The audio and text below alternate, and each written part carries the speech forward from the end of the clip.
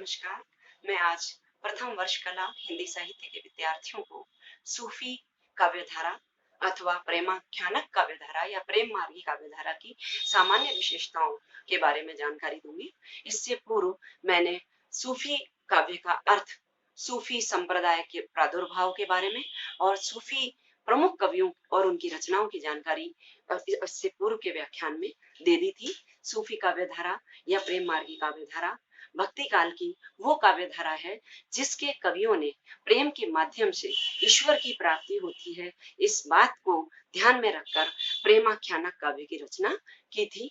और इस प्रेमाख्यानक काव्यधारा में यह सूफी काव्यधारा के जो कवि थे वो फारस से भारत में आने वाले वो मुस्लिम कवि थे जिन्होंने हिंदू धर्म के अनेकानेक सात्विक तत्वों को ग्रहण करके हिंदू मुस्लिम एकता, हिंदू मुस्लिम समन्वय की मिसाल प्रस्तुत की थी। और इन कवियों में प्रमुख जायसी, कुतुबन, मंझन, उस्मान, शेख आदि कवि थे जिन्होंने अनेकानेक महाकाव्यों की रचना प्रेम कथाओं के आधार पर की थी।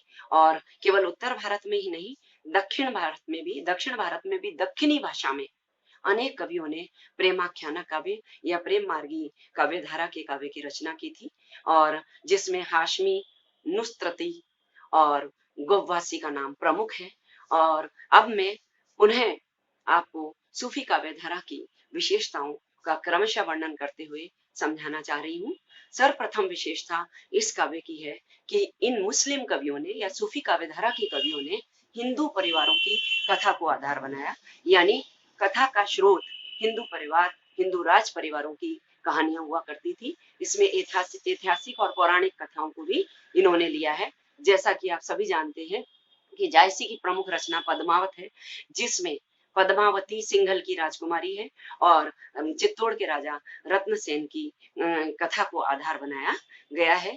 और इसी प्रकार से मृगावती, मंझन ने मधुमालती और उस्मान ने जो मृगावती और चित्रावली आदि और ज्ञानदीप आदि जो काव्य लिखे गए, इन सभी काव्यों में क्रमशः हिंदू परिवारों की कथा और राजा, राजकुमार और राजकुमारियों की प्रेम कथाओं का चित्रण किया गया है। दूसरा महत्वपूर्ण तत्व है लौकिक प्रेम के माध्यम से अलौकिक प्रेम का चित्रण। मैंने पूर्व के व्याख्यान में भी बताया था, सूफी काव्य धारा में फारसी शैली का प्रभाव है और मसनवी शैली को अपनाया गया है। इसीलिए भारतीय अध्यात्म की अवधारणा से ठीक विपरीत यहाँ पर स्त्री को परमात्मा स्वरूप और पुरुष को आत्म स्वरूप बताया गया है। और पुरुष स्त्री रूपी परमात्मा को प्राप्त करने के लिए निरंतर संघर्ष करता है, यानी आत्मा परमात्मा की प्राप्ति के मार्ग में संघर्षरत दिखाई देती है। इसलिए लौकिक कथाओं के माध्यम से, हिंदू कथा कहानियों के माध्यम से यहाँ आत्मा परमात्मा के प्रेम का चित्रण किया गया है। तीसरा महत्वपूर्ण तत्व है रहस्यवाद, जो कि आत्मा परमात्मा के रागात्मक संबंध का चित्रण किया जाता है, उसे रहस्यवाद कहते हैं। और यहाँ भी आत्मा परमात्मा को पत्नी और पति के रूप में, प्रेमी प्रेमिका के रूप में दर्शा करके भावात्मक रहस्यवाद को प्रस्तुत किया गया है।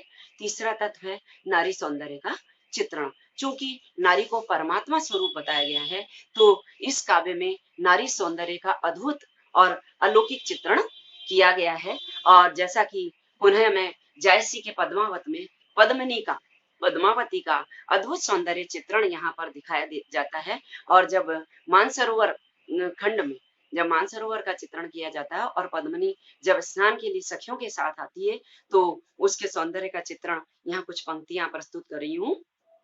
सरवर तीर पद्मनी आई, खोपा छोरी केस मुकलाई, शशि मुख अंग मलयगिरी बासा, आंग नागिन झांक लीन चहुकासा। यानी पद्मनी का जो मुख है वो चंद्रमा के समान है और उसके केश नाग सर्पणी के समान है, और जिसके खोल लेने पर चारों तरफ अंधकार छा जाता है। तो अद्भुत सौंदर्य, अतिशोक्तिपूर्ण चित्रण यहाँ नारी सौंदर्य का पाया जाता है। प्रकृति चित्रण, आलम्बन और उद्दीपन दोनों स्वरूप में यहाँ पाया जाता है। जैसे मैंने अभी बताया कि मानसरोवर तालाब का जो चित्रण किया गया है, वहां प्रकृति का आलम्बन स्वरूप का चित्रण आता है। और जब पद्मिनी राजकुमारी अपनी सखियों के साथ मानसरोवर में स्नान करने के लिए आती है, तो उन सखियों को अनेकानेक प्रकार की फुलवारी का स्वरूप यहाँ दिया गया है। यही नहीं, जब प्रेमी प्रेमिका से की प्राप्ति के लिए यानी आत्मा परमात्मा की प्राप्ति हेतु संघर्षरत होती है, तो रास्ते के नदी, वन, पर्वत, दुर्ग और पूरी प्राकृतिक छटाओं का चित्रण भी यहाँ पर विस्तार से किया गया है। तो यहाँ प्रकृति का चित्रण आलम्बन और उद्दीपन स्वरूप प्रमुख रूप से, क्योंकि श्रृंगार रस की प्रधानता है और वियोग पक्ष की प्रधानता है, तो प्रकृति का उद्दीप्त स्वरूप यहाँ पर अधिक दिखाई देता है। रस चित्रण में श्रृंगार रस प्रधान है, क्योंकि प्रेम की प्रधानता है। लौकिक प्रेम के माध्यम से अलौकिक प्रेम का चित्रण है, तो प्रेम की प्रधानता और प्रेम का मार्मिक और सूक्ष्म चित्रण भी यहाँ पर दिखाई देता है। इतिव्रतात्मकता की प्रवृत्ति यानी लंबे लंबे वर्णन सूफी काव्य धारा की अपनी विशेषता है। यानी नायक नायिका के परिवारों का चित्रण, विवाह का चित्रण, वियोग का चित्रण विस्तार से यहाँ पर किया गया है। महलों का चित्रण, दुर्गों का चित्रण, पर्वत, नदी, अनेकानेक प्रकार के लंबे चित्रण यहाँ दिखाई देते हैं। इसलिए इतिव्रतात्मकता की प्रवृत्ति सूफी काव्य की एक महत्वपूर्ण विशेषता है। जहां तक काव्य रूप का प्रश्न है, इन सभी कवियों ने प्रबंध काव्य की रचना की थी। पद्मावत एक श्रेष्ठ हिंदी साहित्य के इतिहास का श्रेष्ठ प्रबंध काव्य ही नहीं, महाकाव्य की श्रेणी में आता है। मृगावती, चित्रावली, ज्ञानदीप जैसे काव्य जो लिखे गए हैं वो सभी महाकाव्य है। छंद की दृष्टि से दोहा और चौपाई का प्रमुख रूप से प्रयोग किया गया है। और रस चित्रण, काव्य रूप, छंद। अब आता है भाषा। भाषा सभी सूफी काव्य धारा के कवियों ने अवधी भाषा को अपनाया और अवधी भाषा में दोहा चौपाई जैसे छंद को इन्होंने काम में लिया। शैली जो सबसे महत्वपूर्ण विशेषता है सूफी काव्य धारा की, शैली जो है वो मसनवी शैली कहलाती है, जो फारसी शैली है। और इस शैली की विशेषता यह है कि इसमें काव्य का प्रारंभ जहां हिंदू काव्यों में मंगलाचरण से किया जाता है, इससे तुरंत भिन्न यहाँ पर सर्वप्रथम ईश्वर की वंदना की जाती है। उसके बाद मोहम्मद पैगंबर की वंदना की जाती है। फिर तत्कालीन शासक की प्रशंसा की जाती है। फिर गुरु की वंदना की जाती है। उसके पश्चात महाकाव्य का प्रारंभ होता है। इस प्रकार मसनवी शैली सूफी काव्य धारा की महत्वपूर्ण शैली है। और एक अन्य विशेषता प्रतीकात्मकता। इस सूफी काव्य धारा में चूंकि लौकिक के माध्यम से अलौकिक का चित्रण है, लौकिक नायक नायिका के प्रेम के माध्यम से अलौकिक ईश्वर आत्मा परमात्मा का चित्रण है, इसीलिए सभी जगह प्रतीकात्मकता दिखाई देती है।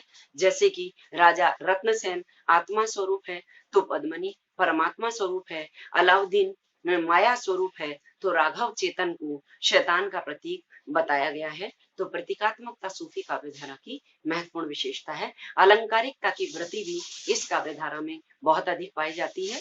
यमक, उपमा, श्लेष, अतिशोक्ति अलंकार का प्रयोग बहुत अधिक किया गया है। लेकिन अन्योक्ति और समासोक्ति भी यहाँ पर रहस्यवाद के कारण और अलौकिक प्रेम के कारण प्रधानता के रूप में काम में ली गई है। इस प्रकार मैंने सूफी काव्य धारा के भाव पक्ष और कला पक्ष की लगभग सभी प्रमुख विशिष्टताओं पर प्रकाश डाला है।